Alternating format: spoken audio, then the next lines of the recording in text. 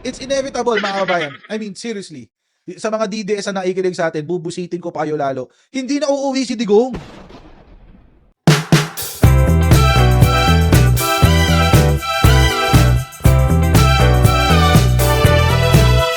Mga kababayan, mukhang nagtatago na po si Bato de la Rosa. Mukhang nagtatago na po si Bato de la Rosa, mga kababayan. Bakit ho natin nasabi yan? Kasi mga kababayan, meron ho kasing balita na no-show siya today sa pagpasok ng bagong Senate session, mga kababayan. Ayan ho. Bato de la Rosa no-show as Senate resumes session. Ayan.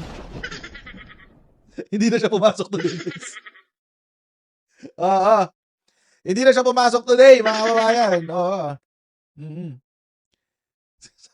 Ayan, oh. Absent. Ayan, oh. Ayan, oh. Senator Rolando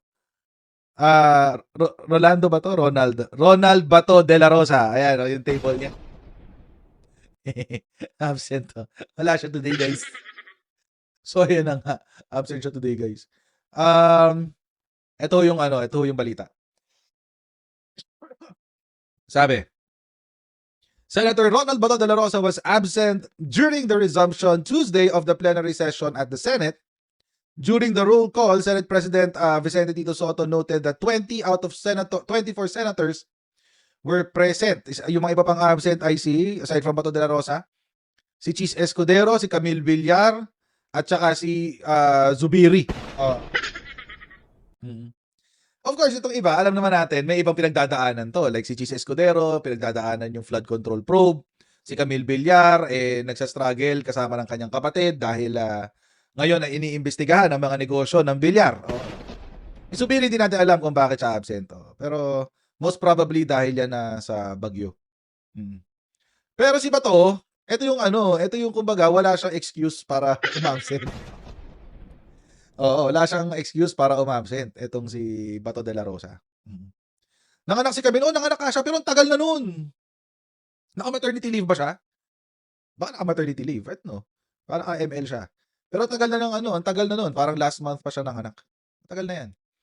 So, baka naka 90-day siya, maternity leave, di ba? We don't know, baka ganun.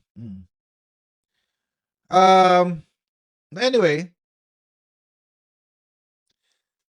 sabi, De La Rosa's absence in the session came after the announcement of Ombudsman Jesus Crispin Remulla over the weekend that the ICC has already issued an arrest warrant against him.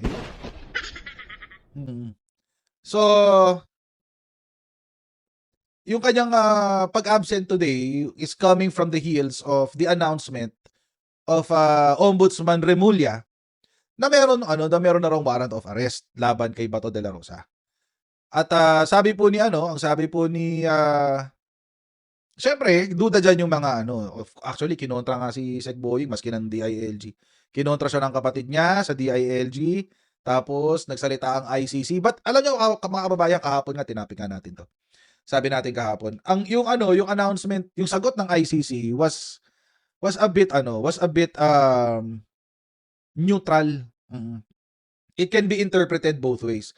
Ibig sabihin, kasi ang sagot ni ICC, we cannot confirm that there is a warrant of arrest against Bato de la Rosa.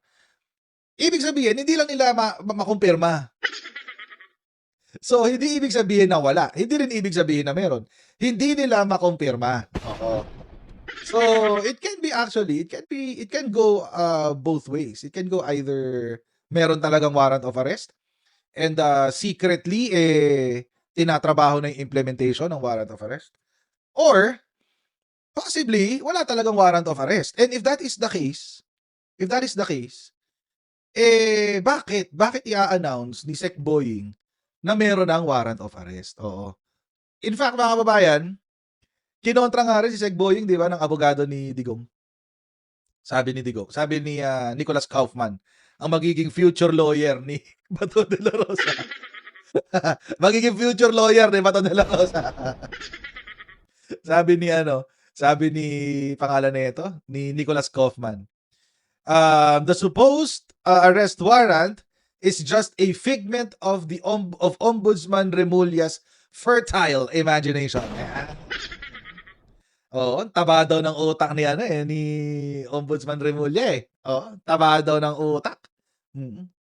Taba daw ng utak ni Ombudsman Remulla, guys. Oo. Pero mga kababayan, ito pa sabi. It goes against all common sense and prosecutorial logic for the ICC to issue further warrants in the context of the Philippine investigation until the issue of its ability to exercise jurisdiction over the so-called war on drugs has been finally resolved on appeal. Yun ang sinasabi niya. Imposible daw na magkaroon ng warrant of arrest ay nakaapila pa nga raw yung jurisdiction. Yung question on jurisdiction sa appeals sa appeals court ng ICC. Mga kababayan, if I'm not mistaken, eto na ho kasi yung pangalawang apela na ginawa ng gobyerno ng Pilipinas sa ICC. Yung kauna-unahang apela po, mga kababayan, ay nung ba tumatayo yung buko? Anyway, ayan. Yung kauna-unahang apela po, mga kababayan, ay yung panahon na mag-iimbestiga pa lang ang ICC sa war on drugs. Oo.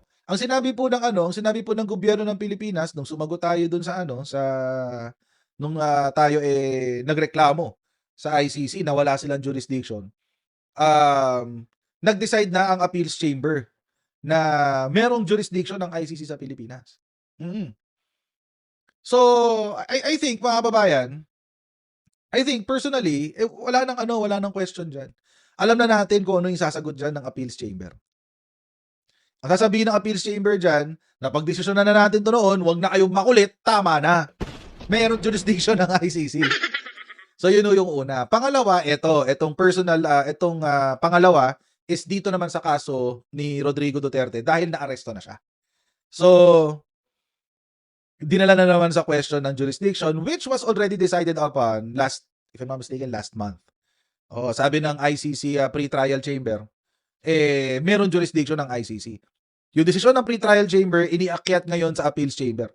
Mga kababayan, nakakadalawa na. Pang round 3 na to, mga kababayan. So, malabo na yun. Malabo na to. Pinapatagal na lang ni Attorney Kaufman yung inevitable na magkakaroon ng hearing dito sa kaso ni Rodrigo Duterte. It's inevitable, mga kababayan. I mean, seriously. Sa mga DDS na nakikinig sa atin, bubusitin ko pa kayo lalo. Hindi na uuwi si Digong. Wala na. Finish na. Finish na. Ang aasahan nyo na lang na magtutuloy ng Duterte BS administration, yung anak niya, yung tatlong anak niya, na walang kwenta rin. Inevitable. Si Thanos. I am inevitable. Oo. Wala na. Kulong na si Digong doon. Mamamatay na siya sa ICC. Oo. At kung mag-iiyakan kayong lahat, kung mamamatay siya sa ICC, mag-iyakan man kayo o hindi, it doesn't matter. At the end of the day, mamamatay siya doon. And I'm not even sorry I said that. I mean, seriously, walang iya yung tao eh. Sabi ko nga sa inyo, mga kababayan, uuwi yun na agarapon ng ladies' choice.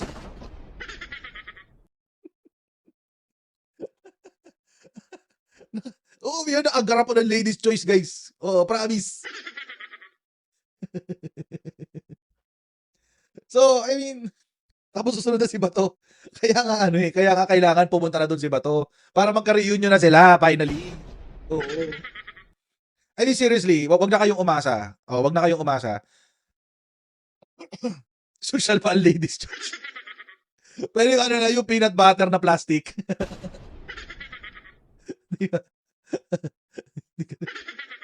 Yung garapan ng peanut butter, yung kulay orange, yung mga panglagay ng palsa sa palengke.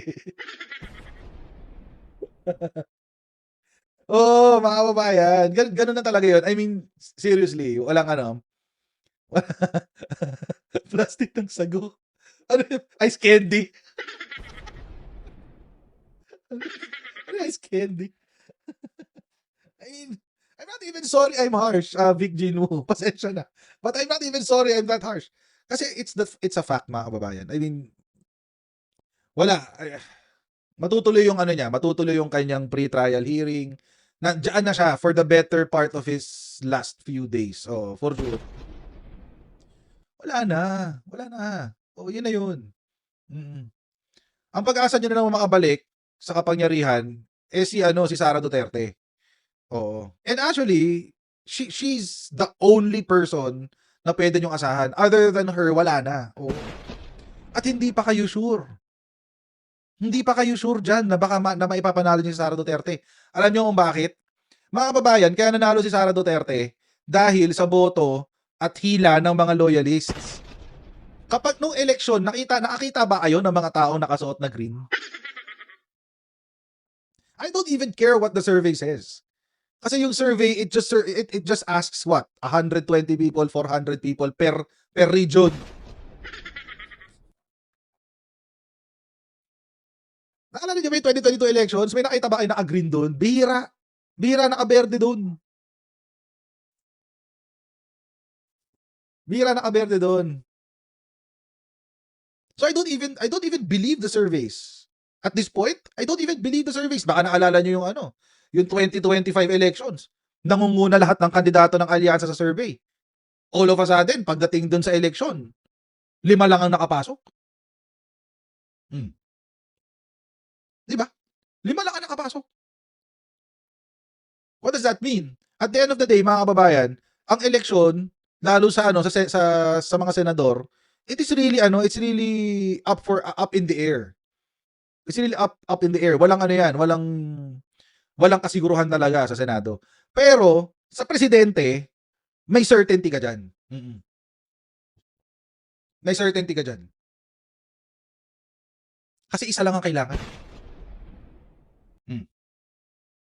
Kasi isa lang ang kailangan. At yung 32 million na pinagmamalaki nila Sara Duterte na bumoto sa kanya, 31 million doon bumoto kay Bongbong Marcos. Ulitin natin ha. Yung 32 million na bumoto kay Sara Duterte, 31 million doon bumoto kay Bongbong Marcos. And it only leaves 1 million. And for me, most probably yung 1 million na yun na yung mga DDS.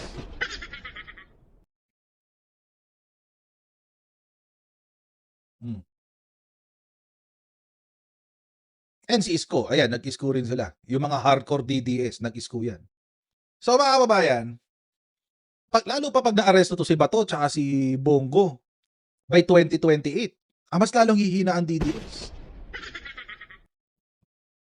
Paano pag nagkaroon pa ng impeachment next year? Paano pag before Christmas mag-decide ang Korte Suprema, sabihin ng Korte Suprema, yung tawag dito, yung impeachment ni Sara Duterte is constitutional. O paano na?